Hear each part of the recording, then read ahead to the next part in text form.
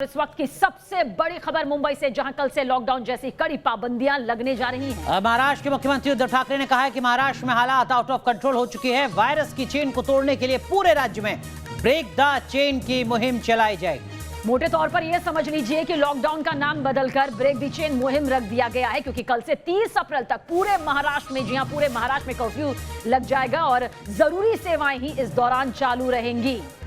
तो इस वक्त की बड़ी खबर हम आपको बता रहे हैं महाराष्ट्र से, जहां पर लगातार कोरोना के मामले सामने आते रहे। इस वक्त की बात अगर की जाए तो देश भर में कोरोना के 24 घंटे में कुल जितने मामले आए हैं उसमें से 30% मामले अकेले महाराष्ट्र से सामने आए हैं, तकरीबन 51,000। और यही वजह है कि महाराष्ट्र के मुख्यमंत्री को ब्रेक द चेन की मुहिम की शुरुआत करनी पड़ी है। लेकिन ब्रेक द चेन में क्या कुछ कहा गया है, कितना बदला है लॉकडाउन के मुकाबले ब्रेक द चेन मुहिम, ये हम थोड़ा आपको जरा समझाने की कोशिश करते हैं क्या कुछ खास है। देखिए, ब्रेक द चेन कैंपेन में 15 दिन की संचार बंदी रहेगी। ये बात कही है मुख्यमंत्री ने। 14 अप्रैल रात 8 बजे से जो तमाम पाबंदियां हैं वो लागू हो जाएंगी।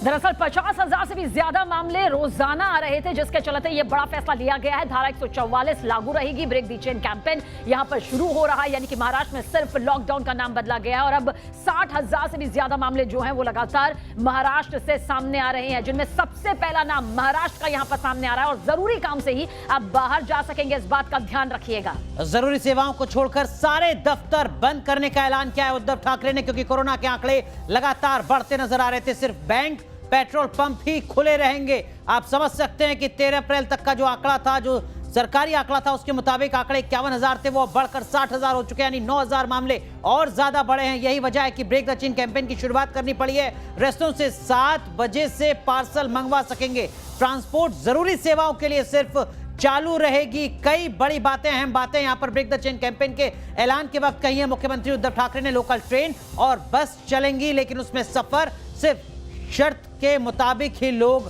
कर सकेंगे। जो तमाम सीरियल हैं, फिल्म से, उनकी शूटिंग बंद हो चुकी है। मॉल, वाटर पार्क, धार्मिक स्थल बंद रहेंगे। धार्मिक स्थल खुलेंगे, लेकिन वहां पर सिर्फ पुजारी जाएंगे, पूजा अर्चना करेंगे। अगर आपने मास्क नहीं पहना है तो 500 रुपए का जुर्माना भी आपको देना पड़ेगा। किस तरीके के सवाल आपके जहन में हो सकते हैं, उनका जवाब देने की हम कोशिश करते हैं। देखिए, पहला सवाल सभी लोगों के जहन में होगा कि क्या पब्लिक ट्रांसपोर्ट चलेगा, क्या होने वाला? बिल्कुल, और इसका जवाब यहाँ पे है कि हाँ, लोकल ट्रेनें और बसें इस दौरान चलेंगी, यानी कि डरने की जरूरत नहीं है, किसी तरह से खौफ खाने की जरूरत नहीं है। सवाल का जवाब ये है। लेकिन क्या आपको ऑफिस जाना होगा? अगर आप महाराष्ट्र में जाते हैं तो क्या आप ऑफिस जा सकते हैं? ये आपके जहन में सवाल होगा कि दरअसल में कल से होने क्या जा रहा है, क्या सबीना महाराष्ट्र के लोग अब ऑफिस जा सकेंगे? बिल्कुल, और अनुराग, जवाब यह है कि अगर जरूरी चीजें यहाँ पर है, जरूरी सेवाएं हैं, तो आप निकल सकते हैं, लेकिन इसके लिए ये आपकी जरूरत के आधार पर होगा। लेकिन एक और सवाल आपके जहन में होगा, कौन कौन से वो दफ्तर हैं जो दरअसल में महाराष्ट्र में बंद रहने वाले हैं, जो ऐलान किया है उद्धव ठाकरे ने ब्रेक द चेन का?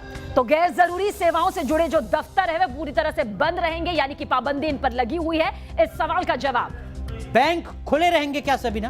बिल्कुल, इस दौरान अगर बैंक से जुड़े काम आपको करने हैं तो हाँ, बैंक खुले रहेंगे। आप बैंक पर अपने काम जरूर करवा सकते हैं, लेकिन जरूरत के हिसाब से ही आपको बाहर निकलने की इजाजत है। बैंक से जुड़ा एक और सवाल वो ये कि क्या पेट्रोल पंप खुला रहेगा? अगर मैं निकलना चाहूँ महाराष्ट्र में अपने घर से बाहर अपने वाहन में ईंधन भरवाने के लिए, तो क्या मैं जा सकता हूँ? बिल्कुल, हाँ, पेट्रोल पंप देखिए खुला रहेगा। अगर आप बाहर जा रहे हैं किसी जरूरत की चीज के लिए और अगर आपके पास गाड़ी है, बाइक है, तो आपके लिए पेट्रोल पंप खुला रहेगा, वहां से आप पेट्रोल भरवा सकते हैं। ये जरूर छूट यहाँ पर दी गई है। अगर आपका मन करता है कि हम घर में खाना नहीं खाएंगे, हम रेस्टोरेंट में जाएंगे, रेस्टोरेंट में खाना खाएंगे, उसके लिए क्या कुछ ऐलान किया गया है, ये भी हम आपको बताते हैं। शर्तें क्या हैं? बिल्कुल, खुला रहेगा रेस्टोरेंट, लेकिन सिर्फ होम डिलीवरी यहां पर की जाएगी, यानी कि रेस्टोरेंट जाकर आप वहां बैठकर आराम से खाना नहीं खा सकते हैं, घर मंगवा सकते हैं, जैसा कि इस सवाल का ये जवाब है। अगर आपको लगता है कि आप ऑनलाइन कुछ ऑर्डर करना चाहते हैं तो वो आप कर सकते हैं, लेकिन यहां पर कुछ शर्तें हैं। 15 दिन संचार बंदी, संचार बंदी शब्द का इस्तेमाल किया गया। इसका मतलब क्या होता है? संचार बंदी यानी कि देखिए, जरूरी अगर आपके पास कोई जरूरत की चीज आप मंगवाना चाहते हैं, जिसकी जरूरत आपको बहुत ज्यादा है, तभी